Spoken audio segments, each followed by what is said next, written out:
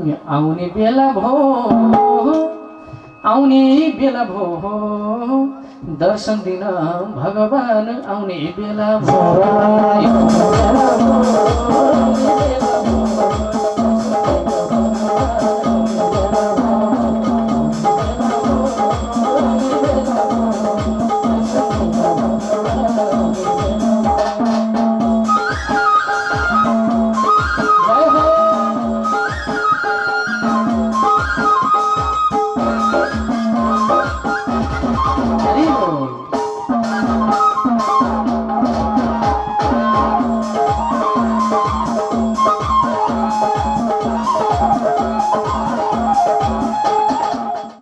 दिन बित्दै गयो। त्यही जेठीलाई राजाले कति माया गर्थे। आज कान्छी ल्याएपछि अब त जेठीलाई यसलाई किन देख्नु पर्यो कति भित्र बाहिर गरिराखे होइन। अर्काका त माइत जान्छन्, यसलाई माइत जान नपर्ने कहिले देख्नै नसके। भुङ्रो ज्वरो आइहाल्यो कान्छीलाई। एकछिन देखेन भने मेरो कान्छी तिमी कहाँ गयौ लौ न, भित्र बाहिर यसो हिँडिरहौ न। तिमीलाई देख्यो भने पनि टुलु टुलु हेरे पनि मन बुझ्थ्यो। आऊ न बस्छ, आऊ नजिकै आऊ न। कान्छी नजिक आयो भने के खान आयो त तँलाई मन नपरे भए कान्छी ल्याउनु पर्थ्यो मैले। बिचरा दिन बिताइने कान्छीले धेरै जेठीले धेरै दुःख सक्यो। आपद पर्यो विपद पर्यो। जेठीले पकाएर दिएको कति मिठो हुन्थ्यो, आज अब जेठीले पकाएर दिएको मिठो हुन पनि छोड्यो। कहिले नुन लाग्दैन, कहिले बेसार लाग्दैन, कहिले मिठै हुँदैन, कहिले भात गिलो हुन्छ, कहिले के हुन्छ। होइन तँलाई पकाउन आउँदैन, कस्ती आमाकी छोरी हो र आमालाई आए पो छोरीलाई आयो। माइतीले सिकाउनु पर्यो। भन्नु नभन्नु भन्थ्यो, बिचरा सहेर बस्थ्यो। कान्छीले लिटो जस्तो बनाएर दिए पनि कान्छी तिम्रो त हातै कति मिठो। के गर्ने यो कैना भाकीले पकाएर खानु पर्यो केही दिन। हेर पहिल्यैदेखि तिमीले पकाएर खान पाए त जिउ पनि हुन्थ्यो होला नि। कति मिठो हात तिम्रो। एक दिन कान्छी परसरी परसर्ने त थाहा छ परसर्ने। अहिले चाहिँ ओरसर्ने भन्न बुझिन्छ अलि। स्कुल भने क्याम्पस भने मतलबै छैन। कान्छी परसरी छ। बिचरा राजाले चियासम्म खान पाएन। जेठीले चिया बनाएर लगेर दिए। गाली गर्छन् कराउँछन्, मिठै बनाएर लगेर दिए। एकचोटि ओछ्यानमा बसेर खाथे। हेर हेर न चिनी लागेछ न चियापत्ती लागेछ, तै खा। चियाको कपले नै झटार। रोँदै रोँदै रोँदै रोँदै रानी त्यहाँबाट फरक्क फर्किन गएर बहिनीलाई भनिन्, बहिनी मैले दिएको त चियासम्म पनि खान छोडेँ। पाप लाग्दैन तिमी लगेर देऊ चिया। मलाई देखि सधैँ खाउला जस्तो गर्छन्। के गर्ने आफ्नो श्रीमान आँगन खोलेर बाबाले कन्यादान दिनुभएको रिस गर्दा पनि माया गरे जस्तो लाग्छ आफूलाई त। जाऊ चिया लगेर तँ। कान्छी रिसले घुङ्रो ज्वरो आयो। मैले नहुँदा पनि ती जेठीले पकाएर खान नहुने नाटक गर्छन्। यसलाई पानी तताएर लगेर खाने। पानी तताएर कपमा राखेर लगेर खान। जेठी पछि पछि गएको। कान्छीलाई के भन्दो रहेछन् है त। झ्यालमा लुकेर हेरिरहेछ। स्वामी राजा मिठो छ नि चिया। कान्छी तिम्रो त हातै मिठो। हेर चिनी ठिक्क छ, चियापत्ती ठिक्क छ। मैले चिनी नै राखेको छैन, कहाँ ठिक्क हुन्छ।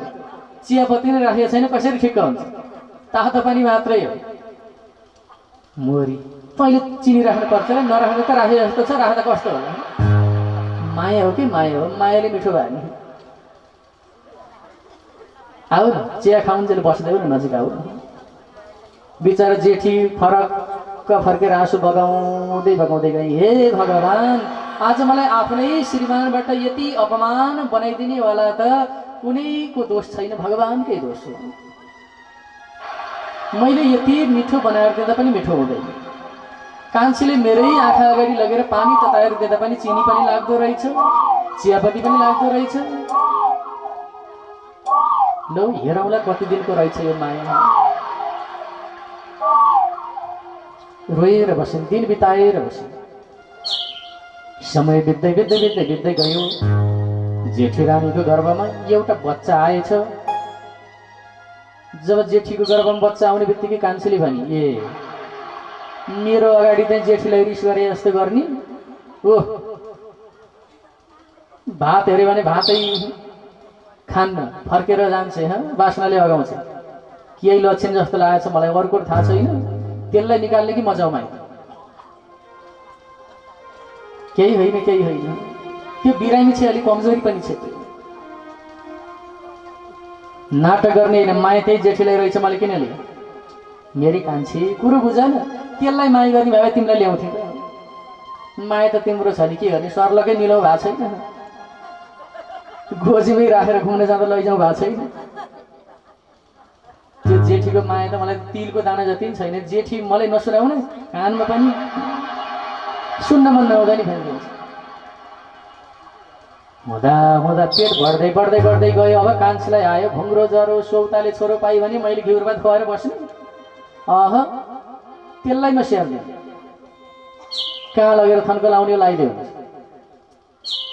कान्छीको मायाले राजाले जेठीले अपमान गरेर एउटा कोठामा लगेर छुट्याएर राखिदियो। अरूले माइती गाउँमा भन्छन् सुनीति कति भाग्यमानी, राजा कि रानी महारानी बन्न पाछे, भित्री पीर कसलाई के थाहा। बाहिर हाँसेर मात्रै हुन्छ, भित्री व्यथा कसलाई के थाहा। अहिले सबैको अनुहार भित्री व्यथाले जनाइरहेछ, एकवटा पीरले सबैलाई सताइरहेछ। बाहिर हाँस्न हामी बाध्य बनिरहेका छौँ, फुसको आगो जस्तो भित्र भित्र भित्र भित्र भइरहेछ, सताइरहेछ। के खायो भनेर राजाले कहिल्यै सोधेन,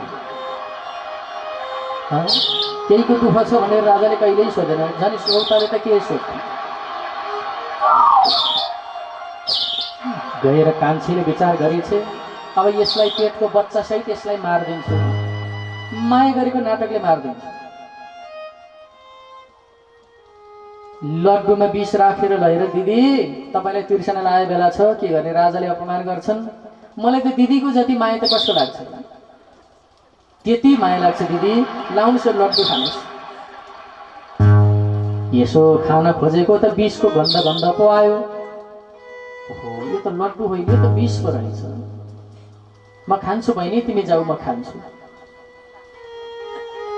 फाल्दिन। धेरैचोटि मार्न धेरै प्रयत्न गरे, केही पत्तो नचलेर आएर कपाल भुत्ल्याउने, लुछ्नी पछार्नी गर्न थाली पेटको बच्चा मार्नका लागि। त्यति गर्दा पनि पेटको बच्चा मरे। त्यसैले त सौतेनी एक नारी ब्रह्मचारी, सकभर दुईटा व्यवहार कसैले पनि नगरे। आफूले अग्नि पोलेर धर्म साक्षी राखेर, बन्धुवर्ग आदि चन्द्रमा सूर्य साक्षी राखेर ल्याएकी जेठीलाई कहिल्यै पनि अपमान नगर्नु। त्यो आँसुले हामीलाई 7 जन्मसम्म पेर्छ। कान्छी ल्याए पनि दुईटालाई कहिल्यै भेद नगर्नु, समान गर्नु। अझ नियमले जेठीलाई बढी माया गर्नु। रोदै रोदै बस्यो। प्रसुति व्यथाले छटपटाउन लाग्यो। ए बचाइदेऊ बचाइदेऊ, लौन कोही छ, चिप्च्याउन लाग्न। कान्छीले रमिता हेर्न लाग्यो। रो रो, अझै रो, अझै उफ्री, अझै छटपटा। तेरी आमाले पनि तँलाई यसै गरी जन्मा, अझै रो, चिच्चिया करा। राजाले पनि हस्त गरे। गाउँका दिदी बहिनी प्रजाले आएर बोकेर लगेर अस्पतालसम्म पुर्याइदियो। बच्चा जन्मियो, छोरै जन्मियो। ल्याए, दरबारमा राख्यो।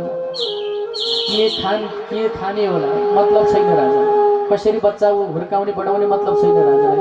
एकचोटि फर्केर छोरोलाई सम्म पनि हेरे। 11 दिनको दिनमा मरण गर्नका लागि सबै प्रजाले गएर बोलाए राजालाई। म नरण गर्दिनँ कि मैले ठेक्का लिएछु सबै प्रजाका सन्तानको नरण गर्न। राजा, तपाईले गल्ती बोल्दै हुनुहुन्छ। आफ्नै रानीबाट जन्मेको आफ्नै सन्तानको अपमान गर्दै हुनुहुन्छ। याद गर्नुहोस्, त्यही छोरो भोलि जवानी भएर तपाईसँग बदला लिला। लाजले आएर मरणसम्म गयो। नाम राखियो ध्रुव। समय बित्दै बित्दै बित्दै बित्दै गयो। कान्छी रानीमा पनि गर्भमा एउटा बच्चा आयो। गर्भमा बच्चाले प्रवेश गर्ने बित्तिकै कान्छीलाई सेवा गर्नका लागि 3 जना खटाइदिए राजा। यताउति हल्ने चल्ने नगर है, तिमीलाई गाह्रो हुन्छ। एउटाले नुहाई धुई गोरीबाटी गराइदिने, कपडा फेराइदिने, एउटीले बिहान बेलुका भोजनको तयारी गरेर ल्याइदिने, एउटीले अरू समयमा पोसिला पोसिला परिकारहरू फलफुल ल्याएर खान दिने, तीनवटीले सेवा गरेर बसिन्। बिचारी ती जेठीको अवस्था र कान्छीको अवस्थामा कति फरक। बच्चाको जन्म हुने समय आयो, बच्चा जन्मियो। जन्मिने बित्तिकै राजाले ठुलो उत्सव मनाए, सबै प्रजालाई बोलाएर दान धर्म गरे। आज कान्छी रानीको गर्भबाट पनि छोरै जन्मे। 11 दिनको दिनमा ठुलो उत्सव मनाएर नाम राख्यो। कान्छीबाट जन्मिएको कान्छो छोरोको नाम भयो उत्तम। जेठी रानीबाट जन्मिएको छोरो ध्रुव, कान्छी रानीबाट जन्मिएको छोरो उत्तम। त्यही कान्छीबाट जन्मेको छोरोलाई काखमा लिएर राजाले एक छिन पनि छोडेनन्, ध्रुवलाई एक दिन पनि काखमा लिएन। दुईटा टुको टुको टुको टुको टुको खेल्न थाले। 1 वर्षका उत्तम भए, 2 वर्षका दाजु ध्रुव भए। खेल्दै खेल्दै खेल्दै अगाडि बढेको बेलामा बाउ भनाउँदा उत्तानपाद राजाले चकलेट बिस्कुट लिएर आउँथ्यो। मेरो छोरो कान्छा उत्तम, तिमी आऊ बाबा भन्थ्यो। टपक्क टिपेर भुइँमा बोक्थ्यो। ध्रुवलाई मतलब गर्दै नयाँ नयाँ कपडा ल्याइदिन्थ्यो उत्तमलाई, कान्छो छोरोलाई लगाइदिन्थ्यो। जेठोलाई मतलब गर्दैन थियो। बाबा मलाई पनि भन्दा ती तेरी आमासँग भन, ल्याइदिने। रुँदै रुँदै रुँदै रुँदै चिच्याउँदै चिच्याउँदै आज समय बित्दै बित्दै जाँदा 4 वर्षको भए बच्चा ध्रुव, 3 वर्षको भए उत्तम। एक दिनको कुरो हो, बगैँचामा राजा रानी कान्छी रानीको साथमा राजा बसिरहेथे। भाइ उत्तम पनि गएर खेलिरहेथ्यो। बिचारी ती सानो ती छोरो ध्रुवलाई पनि रहर लागेछ भाइसँग खेल्नको लागि। मेरो भाइ उत्तम, म पनि खेल्न आउँदैछु है। तोते बोली बोल्दै बोल्दै नजिकै गए। सानी आमाले आँखा तार्न लागि आफ्नो छोरोलाई आँखाको सङ्केतले बोलाउन लागि, यता आइजे, त्यो दुर्गन्ध त्यो दरिद्रीको सन्तानसँग नखेल, यता आइजे। बच्चा किन मान्थेन, बच्चा त खेल्ने नै हो। आएर भाइलाई अङ्कमाल गरे, मेरो भाइ आऊ अब खेल्न जाऊ। आएर सानी आमाले टपक्क टिपेर फाल्न लागे। ए सौताको काँडो, कति खोज्छस् मलाई हो। यो सौताको विषले पोलेर दरबारमा बस्न नसक्ने भयो। राजा ठेगान लगाइदेऊ यो सौताको विषलाई। यसको सङ्गतले मेरो छोरो पनि बिग्रिने भयो, मेरो छोरो पनि महादरिद्री बन्ने भयो। हे मूर्ख बच्चा, गर्वेत्तम साधयात्मानम यदि छस् नृपासनम। अरूका बच्चा त मर्छन्, यो किन मर्दैन, टक्लकै मर्दिहाल्छ।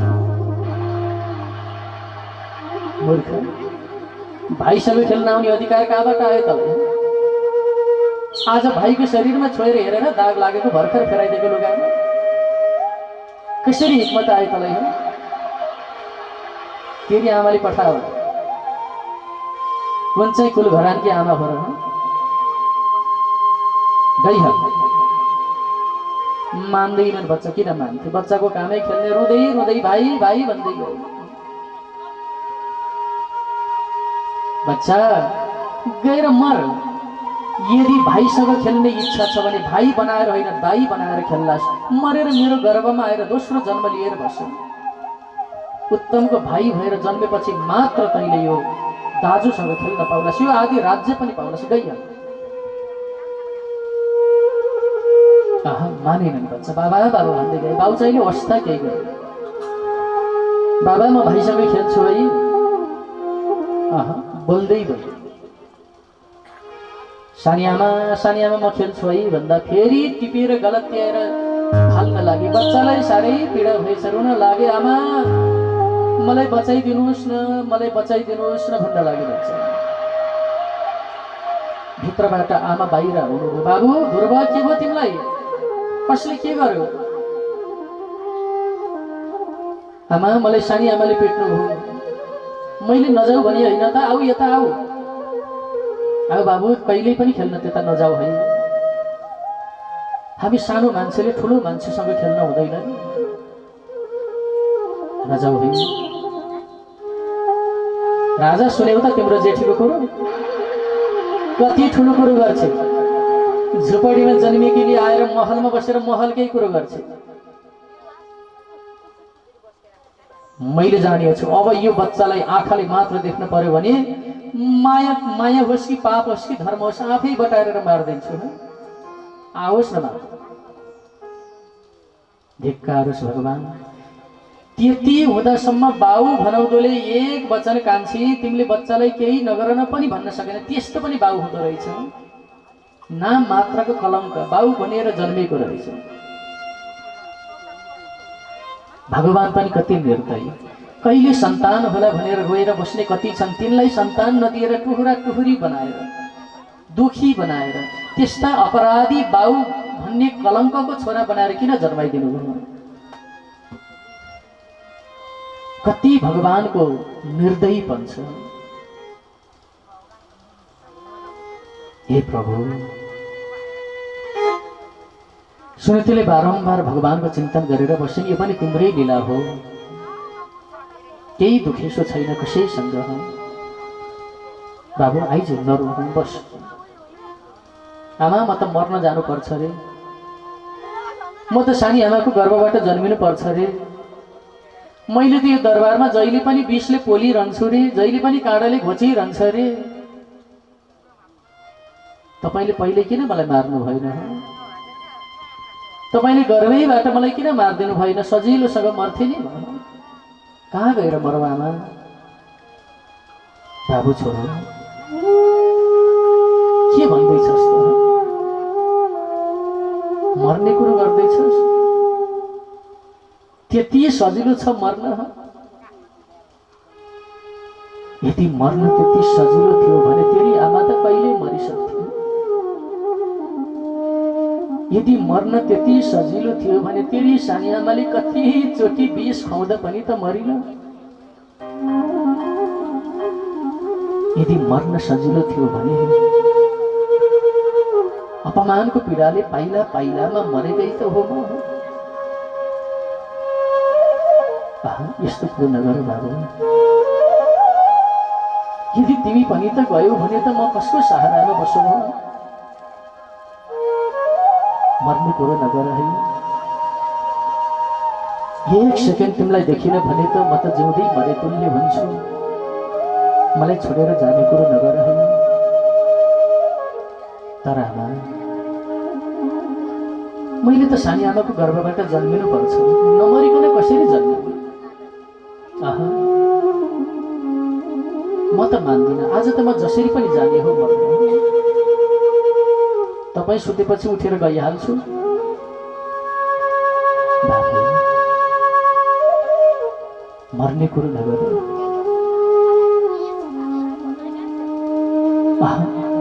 तिमीलाई म कहीँ जानै दिन्न। यही अङ्गालोमा बेरेर राखिरहन्छु। कसरी जान्छु? बेलुकाको प्रहर आगोसम्म पनि बलेन त्यो घरमा। भोकै आमा छोरा सुत्नुभयो। आमालाई एउटै चिन्ताले सतायो, आज राति छोरो उठेर मर्न जान्छ। यदि मरिहाल्यो भने बच्चालाई बाघ भालु हात्ती गैंडाले खाइदिन्छ, म के गरौँ? मेरो त सर्वस्व भगवान नै यही बच्चा छ। उत्तानो परेर सुतेर छातीमा छोरालाई टाँसेर दुई हातले चेपिएर बस्नु। निन्द्राले सताउँदा पनि हे निन्द्रा देवी, मलाई आज प्रवेश नगर है। आज मेरो छोरोले छोडेर जान्छ मलाई फेरि। मलाई निन्द्रा नदेऊ है। आज जबरजस्ती आँखा खोलिएर बस्नु।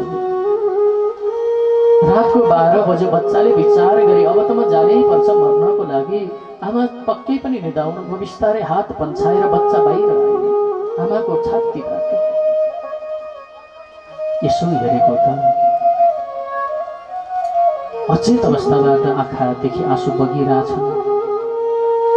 सुत्ने ओछ्यान्नै सबै आँसुले भिजिसकेछन्। आमा आमा भन्दा आमा बोल्नु भएन।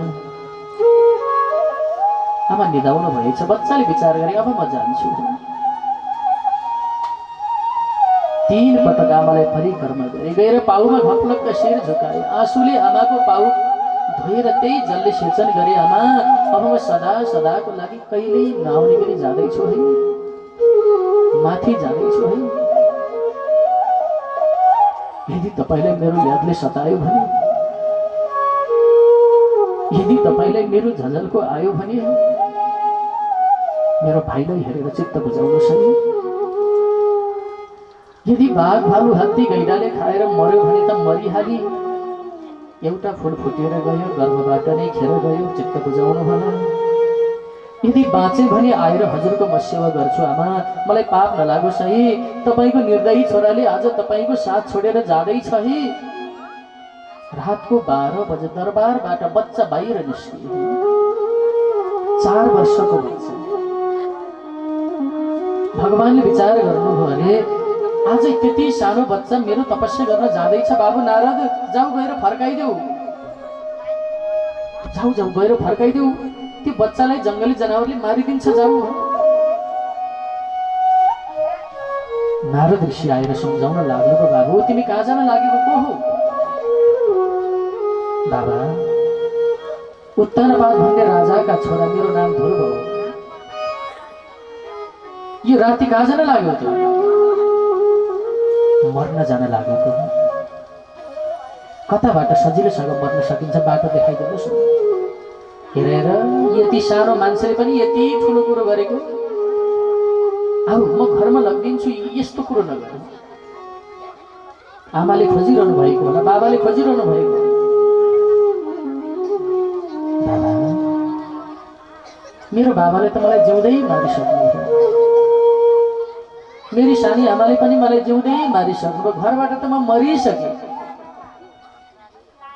अब यो शरीर खरानी हुन मात्र बाँकी छ, त्यसैले मलाई घरको कुनै इच्छा छैन, मलाई बाटो छोडिदिनुहोस्, म जान्छु। सबै कुरो नारदले बुझ्नु भएको थियो। बाबु त्यसो भए एउटा मन्त्रको दान दिन्छु, म त्यही मन्त्र जप गर। तोते बोलीमा बोल, ओम नमो भगवते वासुदेवाय, यही मन्त्र जप। जाऊ, यहाँबाट सरासरी जाऊ, यमुना नदीको किनारमा गएर त्यही जलले देहलाई पवित्र बनाऊ। अशोक भन्नेवाला जङ्गल छ, त्यही जङ्गलमा गएर तपस्या गर।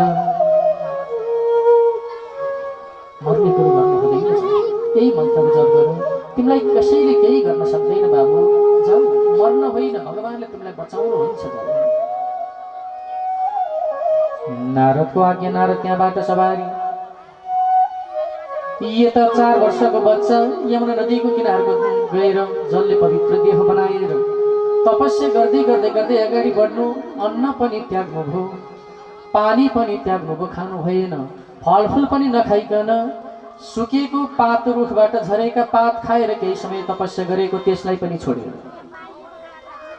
5औं महिनालाई परिपूर्ति गर्नका लागि अब हावालाई पनि नखाइकन श्वासलाई पनि त्यागेर कठोर तपस्यामा तल्लीन हुनुभयो। पद्मासनमा बसे